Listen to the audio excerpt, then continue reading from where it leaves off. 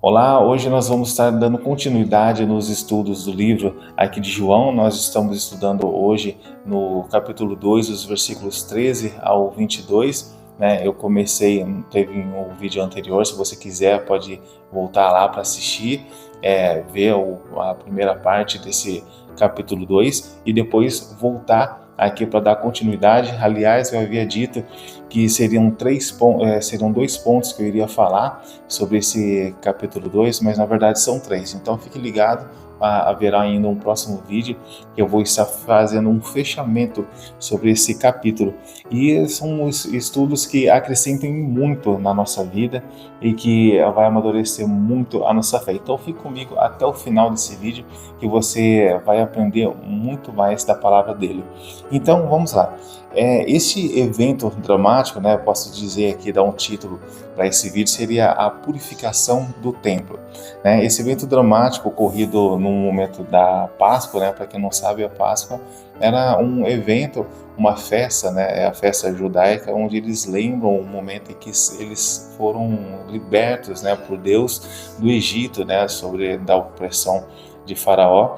Então foi um momento em que os judeus eles foram libertos, né? Alcançaram a liberdade de toda aquela escravidão. E aqui revela a santidade de Jesus e a sua autoridade sobre as instituições religiosas. Vamos aqui continuar nos versículos 14 ao 16. O que esses versículos nos mostram, o que esses versículos nos faz entender e o que eles acrescentam no nosso dia a dia. Aqui vamos destacar a ira santa, né? Jesus ele chega na casa do seu pai e vê que ela está transformada em um mercado de bois, ovelhas, pombas, cambiças. Jesus vê que está uma algazarra, vê que o que está acontecendo no templo está totalmente fora daquilo que foi construído por qual que era o seu objetivo fim, que era a adoração a Deus. E lá eles estavam usando esse meio, né, que ele percebe que as pessoas estavam aproveitando que tinham que estar sacrificando ovelhas, fazendo algum sacrifício a Deus, e ao invés de ir lá buscar da sua primícia aquilo que lhe custava, fala, não, é só ir lá comprar uma ovelha, eu vou lá e ofereço a Deus. Estava ficando algo banalizado. Então, aqui Jesus ele age com autoridade, fazendo um chicote e expulsando os negociantes. Jesus ele chega aqui, alguns podem achar que foi um temperamento gigantesco aí de Cristo, mas na verdade não. Foi uma forma dele demonstrar o zelo que ele tinha pela sua casa, né, pela casa de seu pai. Então, aqui vai algo que eu gostaria de destacar: o perigo da religião lucrativa. Este é um severo aviso contra a comercialização da fé. Nós vemos muito isso hoje, né? Não é algo que seja estranho, que seja, nossa, mas isso não acontece mais, né? O que isso traria o que isso acrescentaria para mim? Mas hoje em dia nós vemos muito isso, muita comercialização na igreja, comercializando a sua voz, a pregação, né, fazendo o máximo possível para ganhar dinheiro. Não que o obreiro, como tem o versículo na Bíblia que nos diz sobre isso, que ele é digno do fruto do seu salário, mas nós vemos muita exploração, cantores exigindo um cachê de 90 e poucos mil, 20 e poucos mil, pregadores também, algo que não era para ser cobrado nessa magnitude, mas cobrando um valor gigantesco, ou seja, estão usando a palavra que eles receberam de graça e vendendo, fazendo como se fosse deles, e vendendo, fazendo uma comercialização da própria palavra que veio de graça. Então isso é algo que não se deve ser feito, né? Tudo deve ser feito de acordo com a vontade de Deus, orado, pensado, e Deus ele vai nos direcionando, mas não chegando a esse ponto, porque Deus ele está de olho, ele não se agrada disso. Nós vamos ver ao longo desse vídeo. Eles estavam usando a devoção do povo, né, como eu disse logo no início, que eles precisavam de animais para sacrifício, né, para o seu próprio lucro e enriquecimento. A advertência aqui que eu quero trazer para a igreja é que quando a casa de Deus se torna mais um lugar de negócio e entretenimento do que adoração e oração, a ira santa de Jesus se acende. É o que eu estava dizendo anteriormente. Jesus ele está de olho nas nossas atitudes. Como que está o nosso coração? Qual que é o nosso intuito de chegar e louvar a Deus? É para se aparecer, é para tentar usar como trampolim para conseguir um lucro, para conseguir dinheiro, para conseguir uma promoção de si mesmo? A gente tem que ficar ligado. Até isso que eu estou fazendo um vídeo aqui para o YouTube é uma linha tênue. Tem que prestar, tem que orar muito a Deus para que não chegue nesse momento de eu começar a querer a ficar rico nisso, a querer ganhar dinheiro de maneira exacerbada. Nossa, eu vou usar aqui que eu estou começando a ficar famosinho aí na internet, então vou começar a usar essa oportunidade para querer ganhar mais e mais dinheiro. Não, nós sabemos que as bênçãos de Deus, elas correm atrás de nós. Nós devemos apenas fazer a vontade dele, apenas seguir, propagar o evangelho dele, e as bênçãos de Deus nos acompanham. Amém? Nós devemos ter isso nos nossos corações. No versículo 17, nós vemos o zelo que consome. Os discípulos, quando eles viram Jesus agindo dessa maneira, eles lembraram da profecia: o zelo da tua casa me devorou. O zelo de Jesus não era um mero temperamento, era um zelo divino pela santidade e pela honra do Pai. Jesus, ele cobra isso de nós, ele exige santidade. Todos que querem seguir a Cristo, que querem herdar os céus, querem ser considerados filhos de Deus, devem agir com santidade e honra, zelo pelas coisas de Deus, pelas coisas que são do alto. Aí vai uma pergunta: onde está o nosso zelo pela pureza da igreja hoje? Como que você está agindo na sua igreja? Como que você está se portando na sua igreja, nos lugares onde você anda, para que as pessoas olhem e vejam em você alguém que se preocupa em propagar de maneira correta a vontade de Deus, que se preocupa em fazer com que as pessoas não se escandalizem na sua vida, olhando a sua forma de agir. É claro que nós não devemos nos preocupar com aquilo que as pessoas dizem, né, com o que as pessoas vão falar, mas nós devemos nos preocupar o que Deus vai falar a nosso respeito. Se as pessoas se escandalizam através de uma atitude que nós olhamos na Bíblia e vemos que está fora daquilo que é da vontade de Deus, que está fora daquilo que está escrito na palavra, nós estamos inventando, fazendo adaptações, assim envergonhando a palavra de Deus, aí nós devemos nos preocupar. Se as pessoas estão pecando por causa de nós, por conta de uma vestimenta talvez, por conta de uma atitude talvez, aí se vai de contra a Bíblia, aí a gente tem que se preocupar e pensar melhor: será que eu estou agindo com zelo? O zelo pela casa de Deus, pelas coisas de Deus, está me consumindo, ou eu estou relaxado? Vamos pensar nisso. O amor pela casa de Deus deve nos consumir e nos levar e confrontar o que é profano.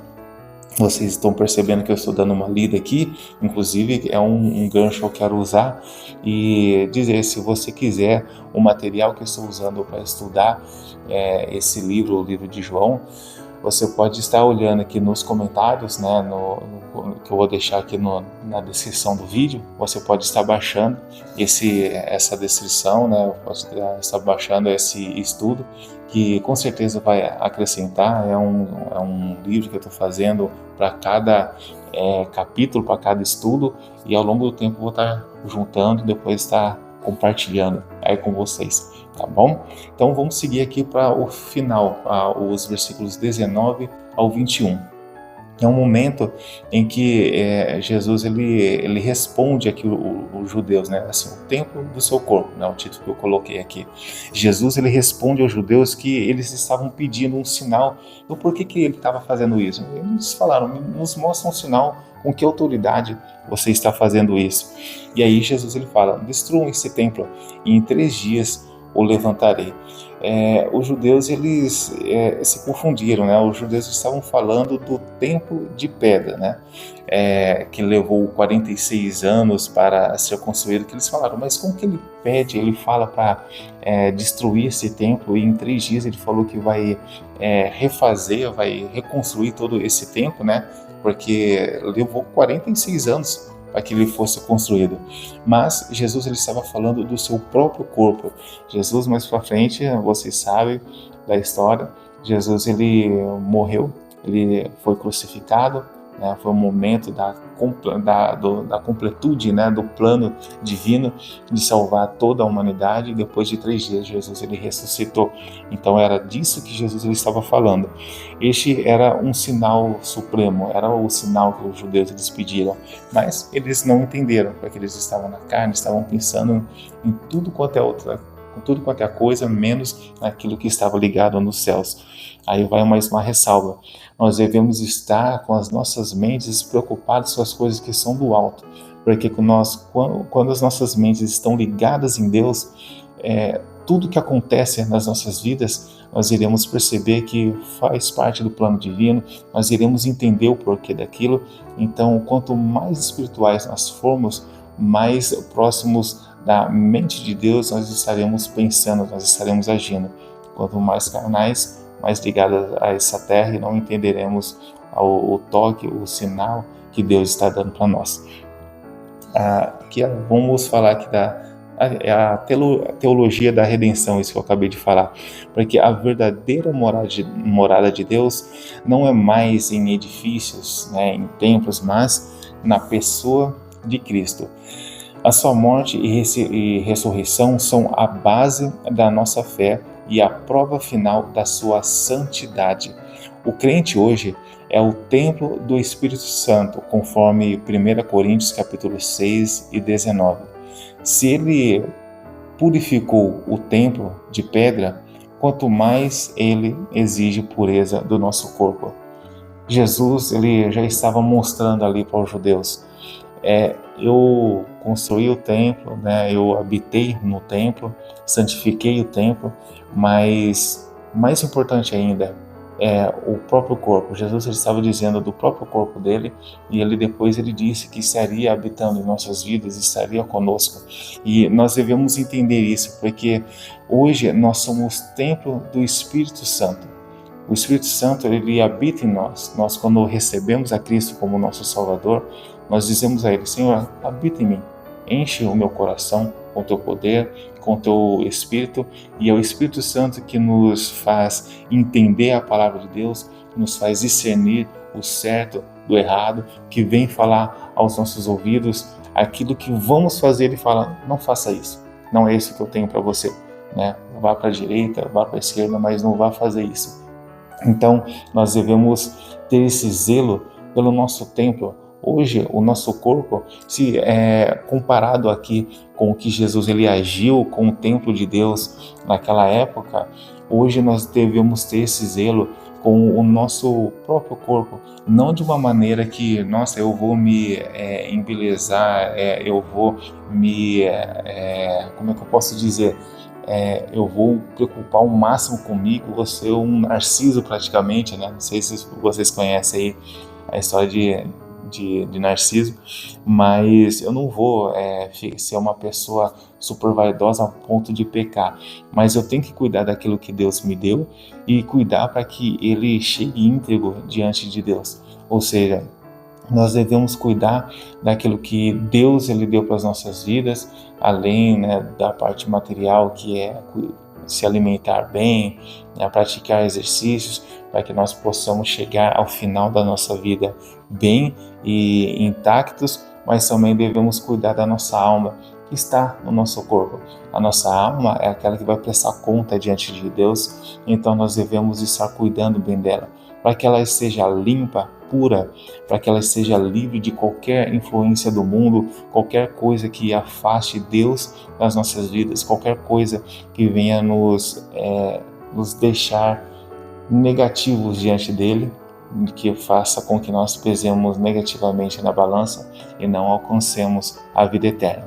Então que você possa estar se preocupando ao máximo, como eu estou agindo, como eu estou andando, como eu estou cuidando do templo do Espírito Santo.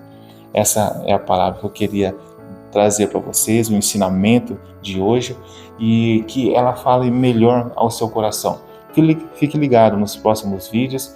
Nós estaremos continuando esse estudo, finalizando o capítulo 2 e trazendo mais e mais estudos que com certeza irão acrescentar. Não esqueçam de comentar, de olhar na descrição e baixar esse PDF, esse estudo, que vai fazer muita diferença na sua vida. Você pode depois estar olhando e ver parte por parte, né? Tá um pouco mais explicado quando vocês forem ler ele, e vocês vão juntando. É uma biblioteca aí de conhecimento sobre a palavra de Deus. Amém? Deixe seus comentários, o que mais te chamou a atenção, o que você gostaria que estivesse também falando, uma palavra que você gostaria de estar que eu trazesse como ensinamento, né?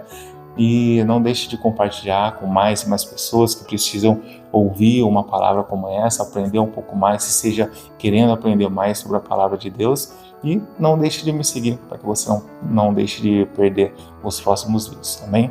Que Deus continue te abençoando, vamos avançando, vamos compartilhar a palavra de Deus. Deus abençoe.